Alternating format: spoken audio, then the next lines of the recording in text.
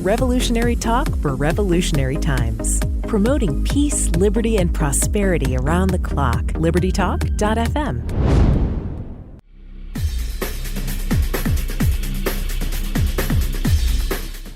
Welcome to Living in the Solution with Dr. Elena George. Today we have an important show, once again I'm looking forward to. One of the things that I love about our show is that it's about getting knowledge out to people that they don't usually get from the typical sources. And as a physician, I'm seeing our healthcare system really become quite devastated with what's going on. And the patient-doctor relationship, as we all know, has been affected. But I think patient care is also being affected. And I'm seeing evidence-based medicine. It's always about some pharmaceutical. But I wanted to distill the show down to old school and looking at medicine as it used to be, because a lot of things that have happened have been superimposed. But as I say always, I think the body is self-healing if you get out of the way. And one of the things the show today is going to do is going to educate people about how they can start that process. So today I wanted to welcome my guest. We're going to speak with Miss Paola Brown, and she is a speaker and author. She earned her BA in English education and an MA in curriculum and instruction from Arizona State University. She graduated summa cum laude before spending more than a decade teaching English at the high school and college levels. She's now the president and founder of Americans for Homeopathy Choice, and she advocates for the growing number of moms and other homeopathy users who want to protect their right to choose homeopathy. Her latest project, Teach Me Health and Homeopathy, helps families ditch big pharma, realize true health, and thrive. She's fluent in Portuguese and Spanish, and she's also a health instructor for Care for Life, a nonprofit organization working to develop sustainable communities in Mozambique. And you can find her work at paolabrown.com and also learn more about her advocacy. So, Ms. Brown, I want to thank you so much for joining me today, because I think our conversation is timely and it's something that not enough people know about. So thank you. Yeah, thank you so much for inviting me. I'm very happy to be here and excited to talk to your listeners. Well, let's start off from the beginning. You have a very interesting bio, and you started with teaching English. How did you segue into homeopathy? Is this a personal thing that turned you onto it, or is it something that you've always been interested in? Well, I actually was an immigrant from Brazil and was raised, my dad was going to school. So I was raised without health insurance and without access to quote unquote great conventional medical care, unquote, right? And my mother, when we immigrated, she brought with her a homeopathy kit from Brazil because she was like, okay, very practical mom. She was like, okay, we're not going to have health insurance. I'm going to just have to kind of try and figure things out on my own. And so I actually, it seems like it would be a negative thing to not have access to insurance and doctors and whatnot. And of course, for catastrophic, serious things, that is not good. But I actually ended up not visiting doctors and not taking medications my entire childhood. I was very healthy and I loved language and taught high school. I loved teaching high school. I loved teaching college. I loved teaching. It was really, really fun. But at some point after my dad graduated university and got a real job, got real health insurance, I realized, oh my goodness, I started getting all these UTIs. And the UTIs were typically honeymoon cystitis. It was after I got married, I started really getting these UTIs. And that's when I started taking antibiotics. And at the time I thought like, oh, it's not too bad to be taking these drugs because they're not long-term drugs. They were just short-term, for the infection. But of course, we now know what we know about the microbiome and the gut biome. And sure enough, I just got very, very sick and I developed multiple autoimmune diseases. And so it was really just out of necessity that I began to explore health because I developed celiac disease. I developed this horrible skin condition called dermagraphia that was like dumping a bucket of fire ants all over my body. And it was every day, all the time. It never let up. And then another one that I had was interstitial cystitis. That was my first one. And it was a very painful chronic bladder pain condition, not an infection, but it felt like an infection. It felt like one of those awful, I describe it as light your bladder on fire, turn it inside out and put it out with a track shoe. That's what it felt like to have interstitial cystitis. And I had that for 7 years. So I went from being this very healthy little Brazilian immigrant to being a very sick American dream girl. And and isn't that funny how when I entered the American dream, when my mom felt like she had achieved the American dream, which to her in part was health insurance and a job and a college degree, she threw out her kit, her homeopathy kit, because she's like, we don't need to rely on these pedestrian things anymore. And that's when the American conventional mindset really entered my life. But it's not only in the US. In Brazil, it's a very heavily pharmaceutical company, so it's really global. And so then I went to all these amazing doctors. I went to the Mayo Clinic and I was seeking options. And I just couldn't believe, I mean, going back to what you said in your intro, I could not believe what they were offering me. One of them was, okay, we can give you this blue pill. It might make all your hair fall out. And I was like, okay, that sounds horrible. Like that's the side effect. But they're like, but it usually doesn't make much hair fall out. And I was like, yeah, Brazilians don't lose their hair. Okay. So, so I was like, hard pass on that. And then I went to another doctor who said I could have this device that you kind of insert it like a tampon and you electrocute yourself and it tires out the nerves and then you don't feel your bladder for the most of the day. And I That was sounds like, horrible. yes. And I said, they clearly offered me the best drug, the one that was the blue pill. And so basically I just kept going to all these different doctors all over the country, trying to find like a better option, like a more reasonable approach. And that's when I was like, okay, these guys are not trying to cure me. These guys and gals are not trying to cure me. That's not the objective. They all say there's no cure for this. That's the first thing they tell you. And I thought, well, why don't I just at least spend time with the people that hope and believe that my body can heal? Even if they don't know how, like, let me just spend time with them. I've done many years with these other guys that aren't even trying. Maybe that's the first step that was wrong. So, ended up ultimately doing a lot of different things, but none of them really fully cured me until homeopathic medicines did. I had this flashback like, oh yeah, I took these as a little girl and I remembered those little pellets that you put under your tongue. And sure enough, it took about a year of treatment, but clearly right from the get-go, I was having improvement, which was very unique from all the other treatments I tried. And then just to kind of conclude that whole journey, about 12 years after I was first offered that blue pill, it was called Elmeron, was a drug. My mom calls me, Paula, have you heard of this drug, Elmeron? And I said, yeah. It's the one that was going to make my hair fall out that I turned down all those years ago. My mom said, look at this. They're having class action lawsuits because people who take it for about 15 years are going blind. And I found that out 12 years after I was offered it. So I just remember like that was like a lightning strike for me. Like, oh my gosh, I could have been sicker than I was then, blind. And I began to ask myself, what was it about how I was raised that protected me from following that path that so many of, I refer to the people who have interstitial cystitis as my sisters, because it's a very female driven disease. And I'm like, these sisters of mine that have suffered with the same disease for years and now are blind on top of that. Like, what was different about my past that protected me, that where I said, no, I don't want to take this drug. And that's where I, crossed over from teaching English to teaching families about true health. Because today you don't stumble into health, you stumble into disease unless you know what to look for and how to keep yourself safe. So Well, that was eloquently stated, and I want to definitely explore that further when we come back. So let's take our first break. You're living in the solution.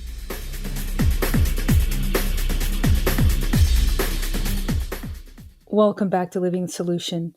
We're speaking about our health, and one of the things that struck me about what you said is you achieved the American dream and you got sick, and that's one of our hallmarks. It seems we're having people on more and more medication, but they're not. They're getting sicker and sicker, and they're starting at younger and younger ages.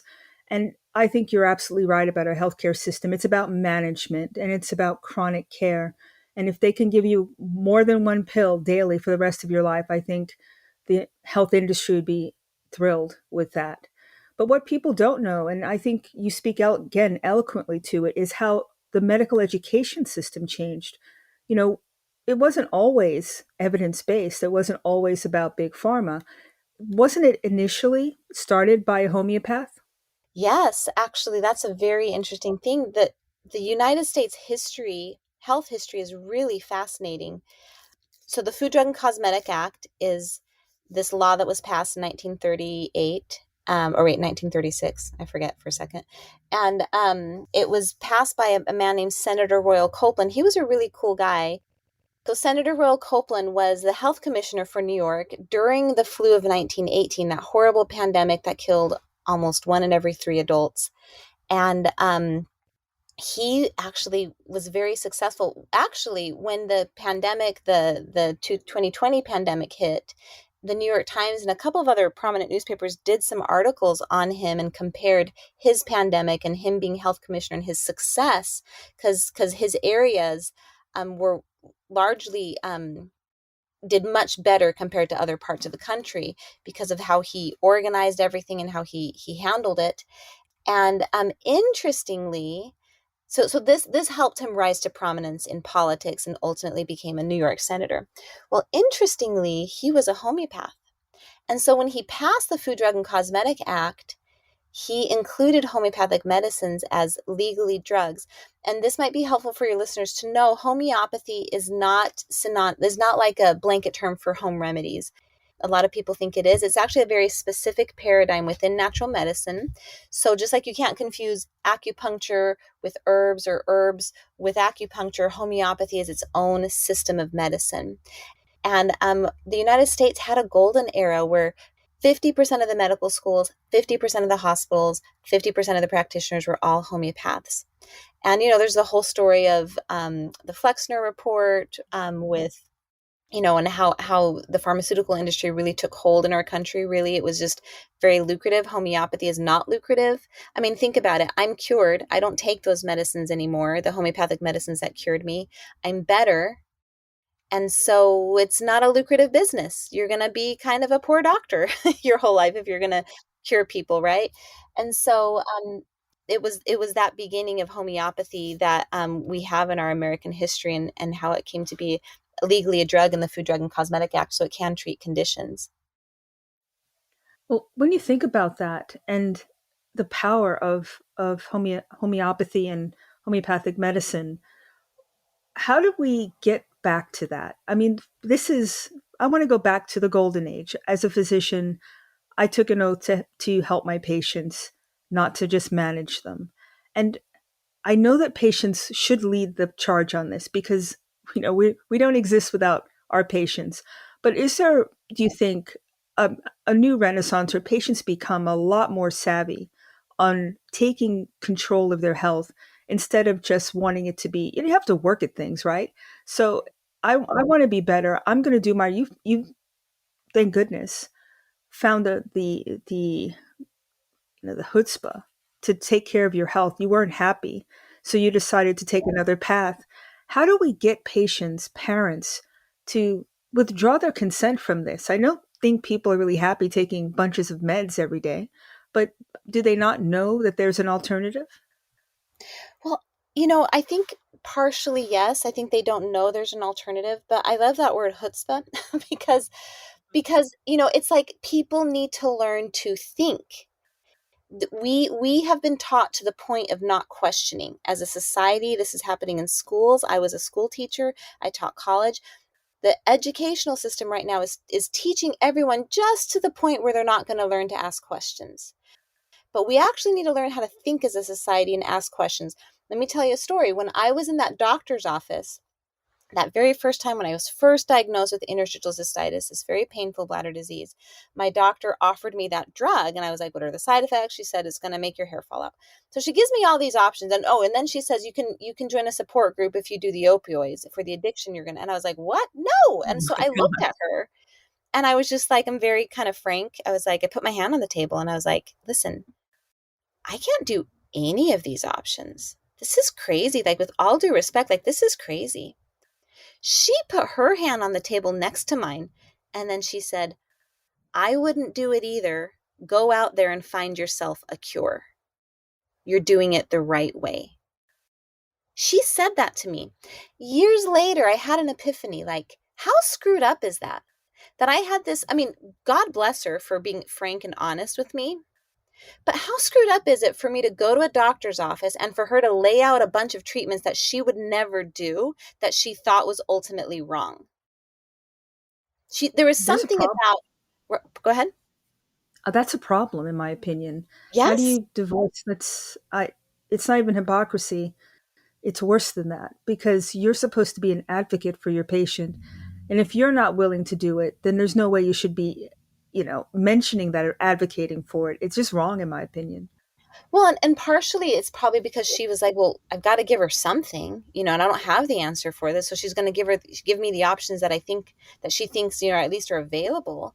But also, like, is she afraid to kind of open Mm, up and say, look, there's not a lot of good options here, but I can't really say that to you because if I do, I'll get sued. Like, I don't know.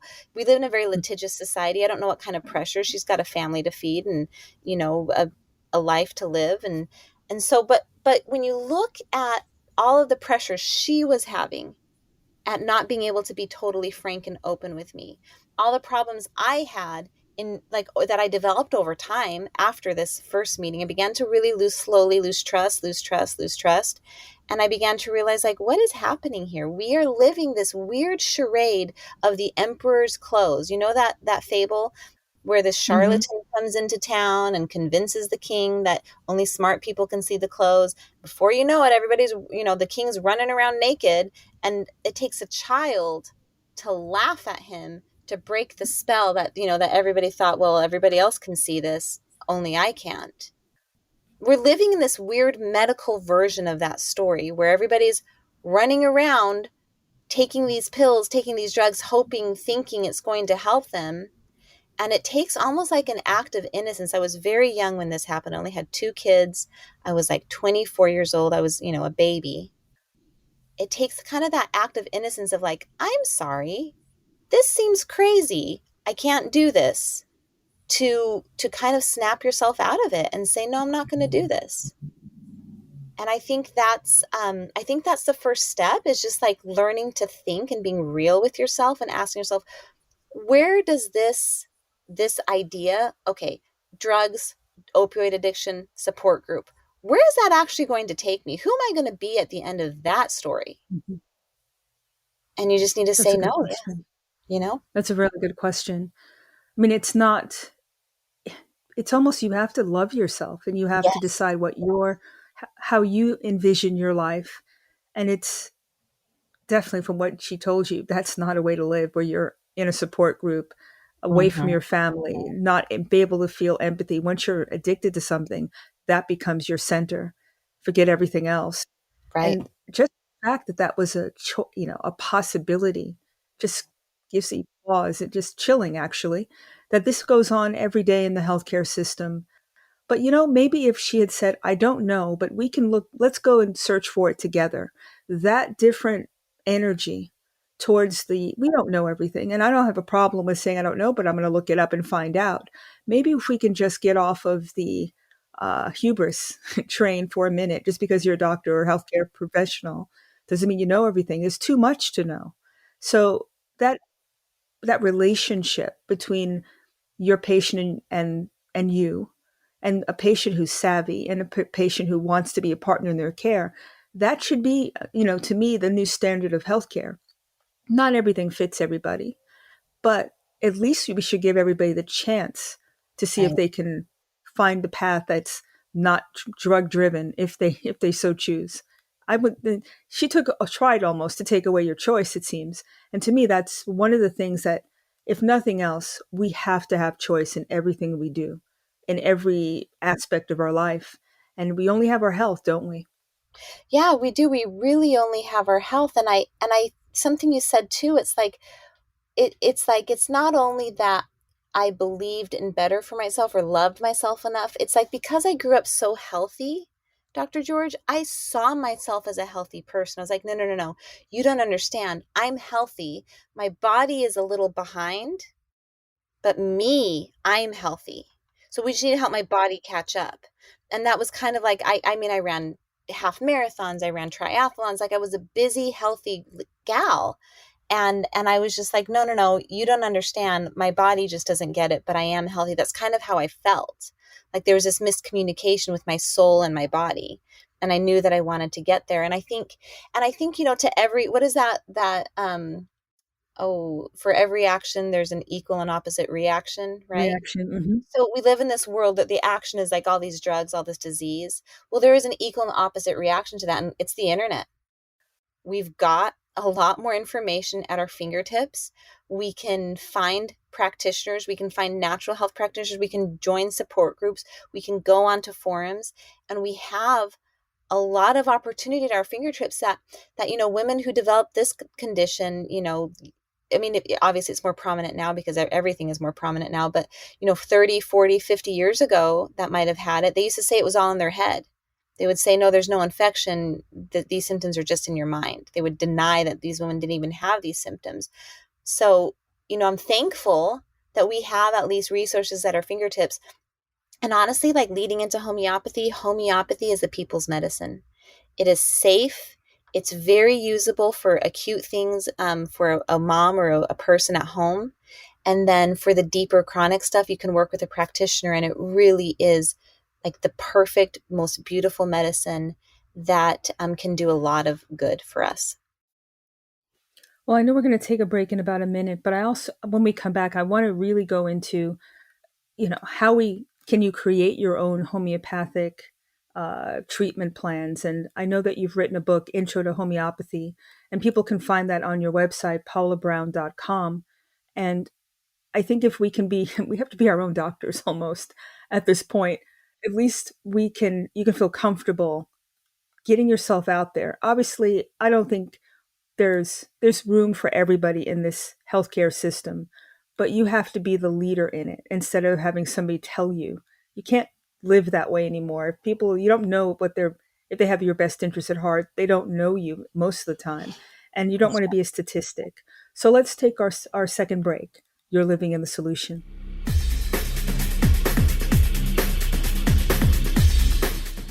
Welcome back to Living the Solution. We're speaking with Miss Paola Brown, and before the break, I was mentioning her website. It's content rich, and people need to go to paolabrown.com, and that's Paola Brown without an e.com. And on your website, you have a lot of information, your book and curricula that you've written for children. And I wanted to drop back into the creating your homeopathic remedies. It seems intimidating, but it seems like you've kind of helped people walk through that. Is that correct? Yeah, yeah. So, what's interesting about homeopathy, it's very non-toxic, it's very safe. Now, typically, like especially in herbs, you can make your own remedies and learn how to wildcraft them. And I guess technically in homeopathy, if like the apocalypse hits, you could make your own homeopathic medicines. But in general, in the United States, because it is a drug, it is controlled, the manufacturing is controlled by the FDA. So you would buy it from a pharmacy. There's really great homeopathic manufacturers like Boron, Boiron, USA.com. I actually sell a homeopathy kit on my website from a cool company called Alois. And that's just, if you go to my website, paolabrown.com / I call it the Evie kit. So / Evie kit. That's a great place to get remedies. So typically you buy them, but they are super affordable.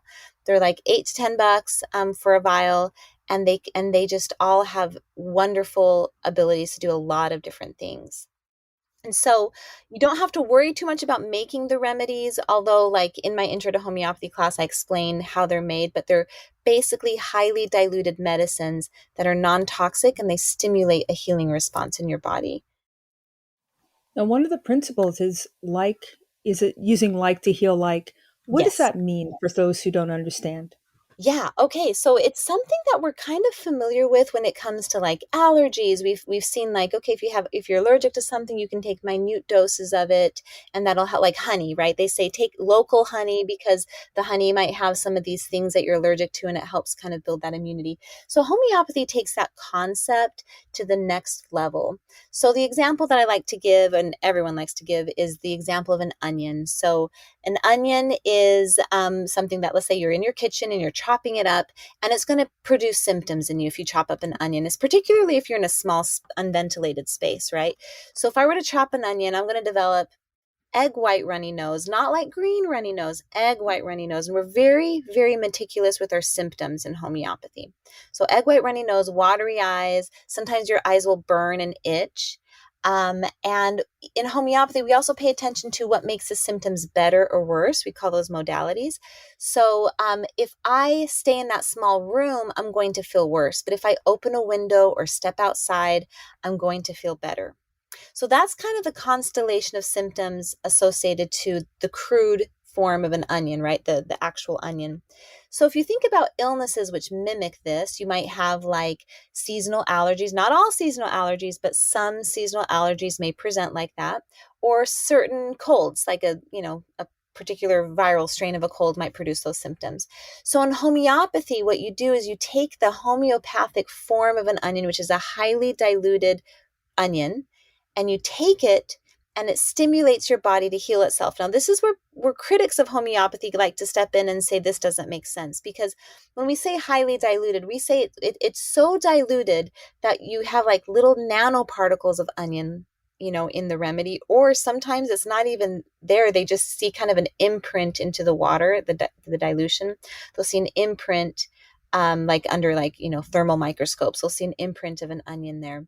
And so that's where a lot of people say, well, how does this work? Like, you're not even taking onion at all, because we're kind of used to thinking of medicine in forms of like macro, like, you need to take an herb, you need to take an antibiotic, like there's compounds, there's stuff in there that forces your body to do stuff. Well, what's cool about homeopathy is that it actually is a much more refined approach. So our bodies respond to tiny things, a virus, like small things have a big impact on us. And we've seen tiny things have an impact in our world, like microwaves can boil water. Like, we know that these tiny things have an impact. So it's like your body is, let's say you have those allergies that mimic an onion. So you're sick, let's say you're sick at home, you're sitting on your couch and you're sneezing and you've got your watery eyes and your runny nose. It's like your immune system is saying to you, Dr. George, we are so sorry. We are trying our best to get rid of these allergies, but we just don't know how to do it, but we're working on it. I'm so sorry. And you're just miserable. Then you take the remedy onion and you put that under your tongue. And now your body goes, wait a second, guys, stop what you're doing. We're getting attacked by an onion. And your body begins to mount an attack because it thinks an onion is invading it. So your body mounts an attack to deal with that. But you're not being attacked by an onion. It's just this minute dose. And then what does your body end up curing? But the allergies or the cold. So my son, because we teach homeopathy to the kids in the family, my son was like, Mom, it's like the homeopathic remedy is a hologram. And your body sees this like a false disease. And then it goes to fight off that false disease. But there's no illness. You're not sick with onion. And it ends up triggering a healing response for the actual illness. Like cures like. Does that make sense? It does. And, it's that the power of water, for example. It has a memory, right? Yes. So it's all energy based. If you infuse it or speak into it, you're creating this energy field, and we are energy beings. So either you harmonize it or it's disruptive, right? Mm-hmm. Yeah, water is So really a cool theme we could talk about for hours. But yes, and so, yeah, it is diluted in water. They do use a little alcohol to keep the water from, becoming contaminated, because pure water can get dirty. And then typically what they do is they pour the medicine, the dilution, onto a pellet, sugar pellet. Sometimes they're beet sugar, sometimes they're lactose sugar, and then that's coated on the outside. So by the time you buy your remedy little bottle, it looks like a little chapstick tube, and you'll shake it and you'll hear the pellets inside. And so most companies have a way of, like, you turn the lid facing the ground and you twist that lid and a pellet will drop into the lid. And because the medicine's coated on the outside, they say don't touch the pellet, just kind of drop it under your tongue, because you don't want to rub the medicine off. But I've touched them before and it still works great. But so you put that under your tongue. So it's not actual liquid that you're taking typically, although sometimes it is, but typically it's little pellets and you pop that under your tongue. And so the trick in homeopathy is to look at the symptoms of the illness and to match those symptoms to the right remedy to bring about to stimulate a cure. Now, here's the thing: for an acute illness like a cold, I mean, we have tons and tons of illnesses that we've taken care of. Flus. I mean, pneumonia. Once my daughter had pneumonia. Once my son, like an idiot, lit a firework and was holding it and it popped out of his hand, but his hand was severely burned.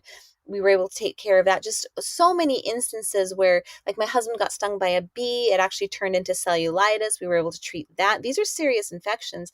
I cut my hand once on farm equipment. I had a red line going down the palm of my hand towards my past my wrist. We were able to fix that with homeopathy. So all of these acute things, short-term illnesses, we were able to do ourselves with homeopathy.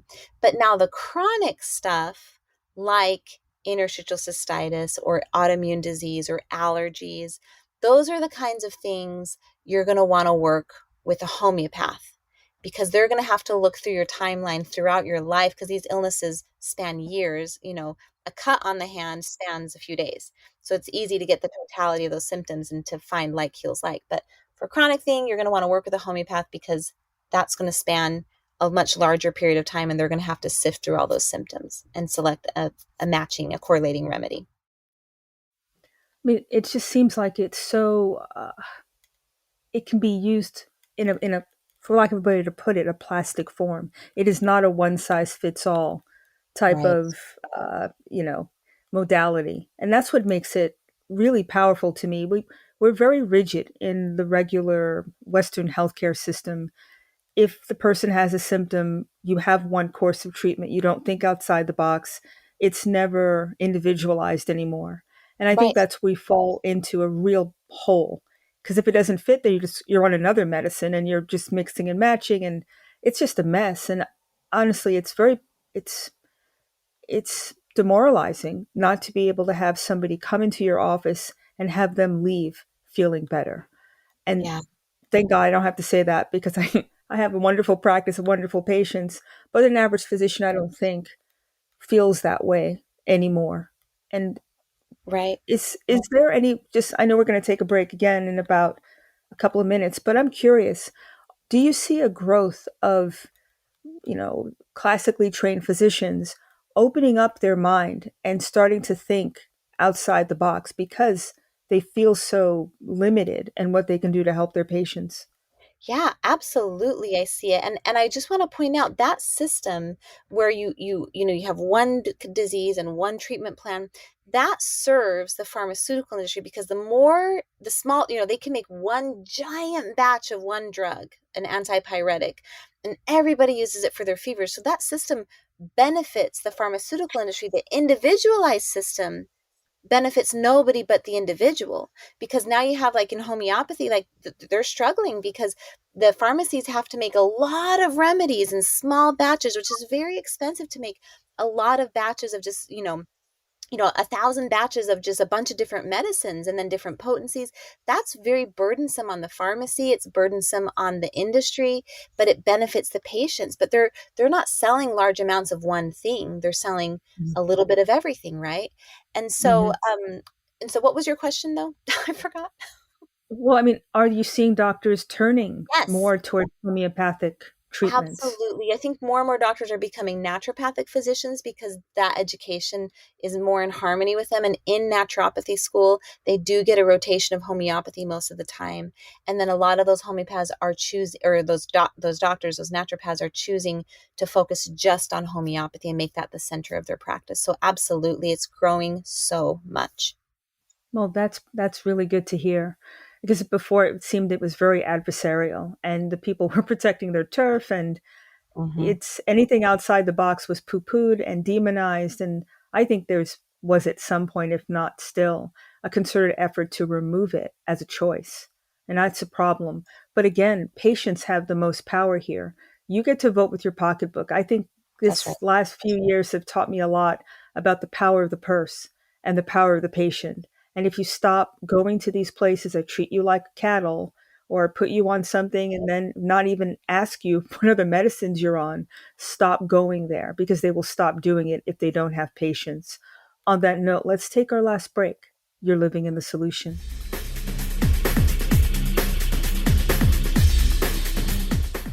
Welcome back to Living the Solution. I think we're having a really important conversation with Miss Paola Brown. And, Miss Brown, I really love the fact that you are such an advocate for moms and for patients. And I admire your work because when you teach somebody, and you're teaching children too, the okey doke doesn't work. When you have knowledge, you have a real frame of reference and nobody can just put stuff over on you. And that's when you become a thinking person. And down the road, it's a skill, isn't it? Once you have that skill, you can expand. Yeah. That's exactly right. And you have to have that skill. So my program, talking about teaching kids, the first things all kids, and really every adult needs to learn is to read the drug label, is to read the side effects, right? If you read the drug label carefully, you're going to start realizing like, maybe I don't want to subject my body to these. And side effects really aren't side effects. They're just really unintended effects. They're effects a drug will do on you. They're just hopefully not the ones you're going to get. But it's almost like we think of like side effects as like a side little course, No, it's part of the main course. Just hopefully you won't get a lot of those or any of them. And you're subjecting your body to that risk, and hopefully your body can find a way to overcome, because it's always trying to protect you, but you're putting it through a lot of stress. And I think that, that's the first step, is that kids need to learn how to do that. The second thing they need to learn to do, and entire families need to do, is learn how to ask questions. I don't want people to necessarily be combative with their doctors, but I do think like when they prescribe something, questions like, what are the long-term studies on this drug? How, my drug had not been out for very long. If I had known to ask that question, how long have you had this drug out? The one that makes my hair fall out. She might have said, I don't know at the time, but like, a few years. And that's a big red flag. You don't take new drugs. You don't do that. That's a big red flag. So just learning to ask these really good questions. I remember once I had a miscarriage. It was a very sad thing, but I had hemorrhage. I was only about 12 weeks along, but I hemorrhaged. And so I had to go to the hospital. So very thankful for the emergency care. I got 2 units of blood and everything. But then this doctor comes in and she's like, put her on antibiotics and put her on this and put her on that. And I was like, wait a second. Why am I going on antibiotics? Where's the infection? And she says, well, I see signs of it. I'm like, okay, well, tell me the signs. Because by now I'm a homeopathy mom. I'm a momeopath. And I'm thinking like, if there's smoke, there's fire. But if there's no smoke, there's no fire. Why are you giving me this drug? And uterine infections like this are serious. And I do think in life-saving heroic circumstances, you should take antibiotics. And I was willing to do that, but I wanted to see the smoke, because we don't know why I had a miscarriage. Could have been an infection, but what was it? And she said, and I was like, so what are the signs? And she was like, well, there are signs. And she wasn't saying them. And I was like, okay, well, was my white blood cell count high? I don't think it was elevated. She's like, well, you've had 2 units of blood. And that made me mad, Dr. George, because I was like, wait a second. You and I both know that you have to check my blood before you give me blood. And so you and I both know that white blood cell count was before I got blood. So I don't even understand. Like, that made no sense to me. But you see kind of this, you have to be a little bit smart and know stuff. And I was like, do you smell an odor? And she said, yes, I smell an odor. I'm like, great. Can you describe it? Because I smell blood. But, we're talking like an infectious odor. And she's like, it's hard to describe. And I was like, well, let me give you some adjectives. Fishy, cadaverous, putrid, like rotting flesh. Do you smell anything like that? And, I'm sounding like I'm combative right now, but at the time I'm just like, do you smell these? And she's like, no, not those, not. And then she was like, it was very tender when I checked you. And I was like, yeah, but I had a miscarriage. My cervix is gonna be tender. Like that doesn't point to an infection. And finally I was just like, listen, I'm so sorry, but you have not convinced me that I have an active infection, and I do not feel comfortable taking these antibiotics. I'm going to wait for my OBGYN to come in, because this is the ER, on call GYN. And then and this woman looks at me. She's like, don't call me down for her again. I hope mortality rate for these infections are very bad. Good luck. And she spun her heel and left. And I burst into tears. So now I've lost my baby, and I've hemorrhaged. I've had a long night, and now I'm going to die. And I burst into tears. And then a few hours later, my GYN comes, who's amazing. I actually was with midwives, but she was the on-call doctor that I had the opportunity to meet. Paola, don't cry. Your white blood cell count was normal. There's no smell. It's like she had overheard the conversation, but she hadn't. There's no smell, honey. I don't see any sign of infection. Yeah, but my cervix is tender. She's like, but you had a miscarriage. Of course it's going to be tender. You can't go poking around down there. It's going to hurt. And I was like, really? She's like, honey, I really don't think you need antibiotics. What a I mean, difference. what a difference. And that's what's so beautiful about homeopathy is that this medicine will not work unless you have symptoms that guide you to the right remedy. It's like that other doctor, she was not tied to reality.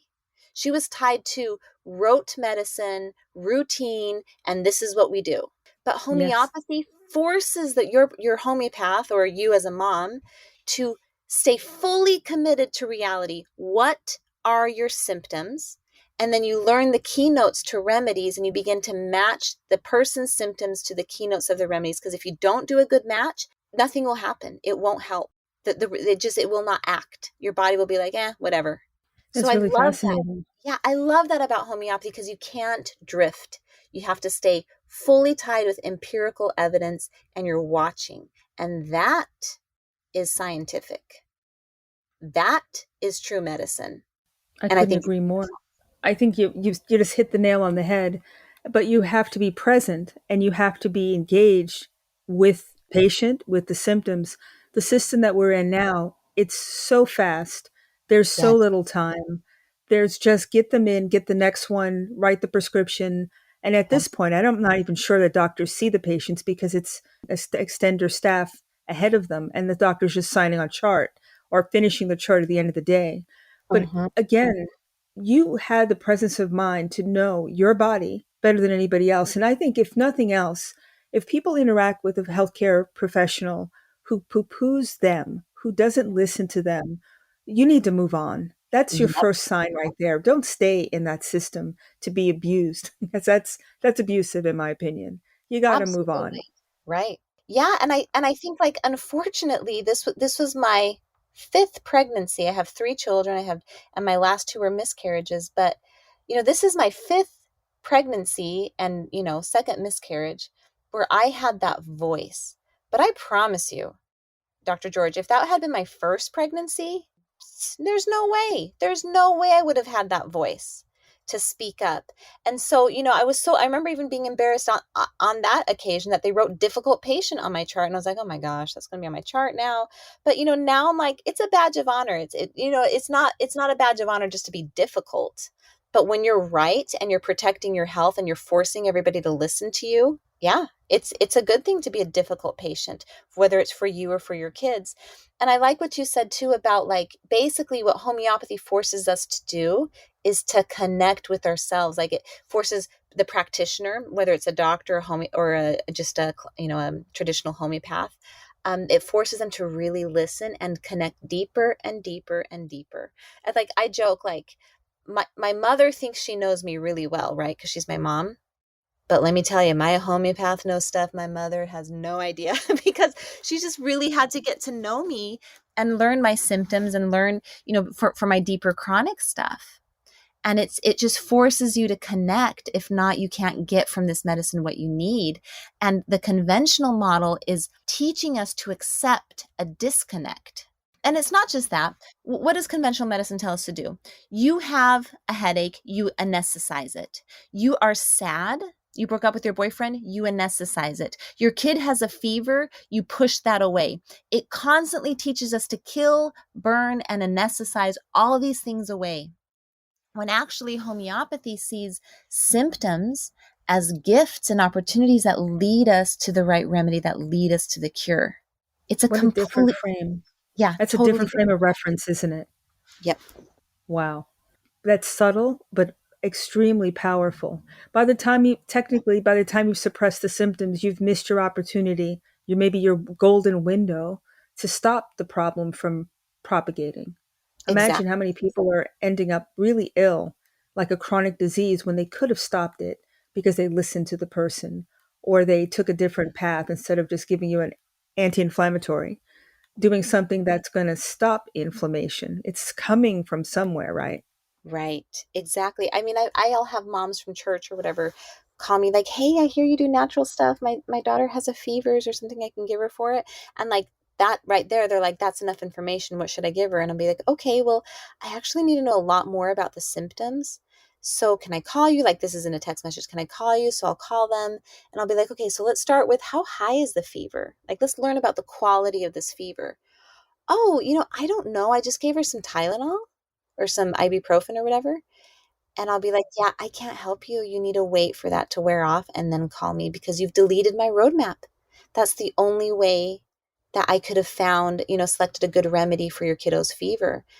And that fever is doing something for you. There's a really great book. I'm sure you know about it. It's called How to Raise a Healthy Child in Spite of Your Doctor by Dr. Robert Mendelsohn. And he goes through, like, I think 12 or something like that, facts on fevers. And it was just my Bible when I was first starting because I felt utterly alone. I felt even afraid to, I mean, okay, listen to like the irony, right? So I read this book. I'm like, fevers are good. Let your kids' fevers burn. And I order my first homeopathy kit. It comes in the mail. This is about when I'm about like 24, 25, right after I had been diagnosed with things and I was waking up.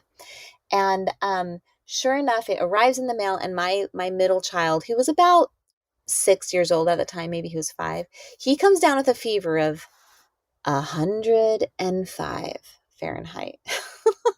And it's just like Murphy's Law, like, of course, like right when I commit to not do this, and sure enough, like he has this high fever, and I'm reading my books and I'm giving him a homeopathic remedy that's great for high fevers. It's called belladonna.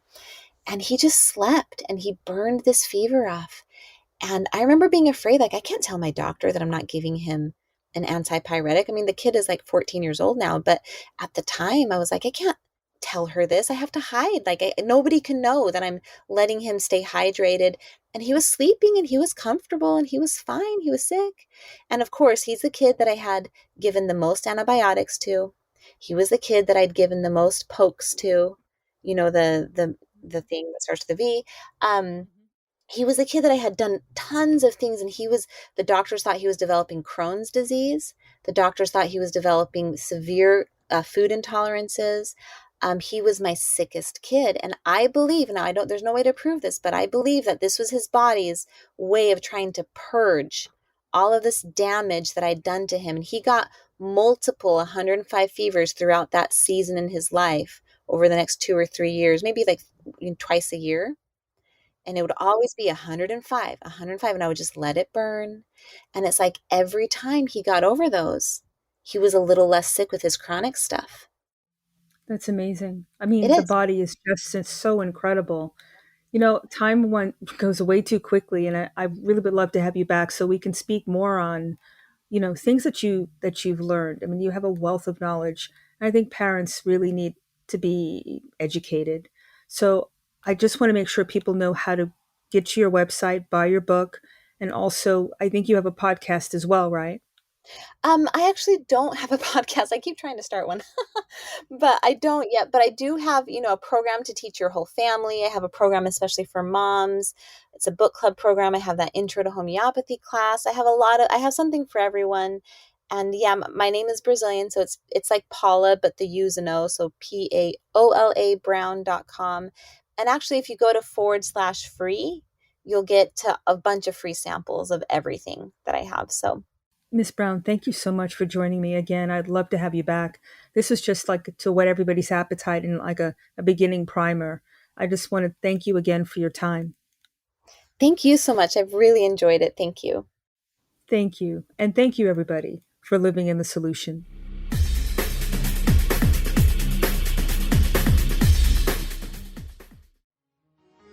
Revolutionary talk for revolutionary times. Liberty Talk FM.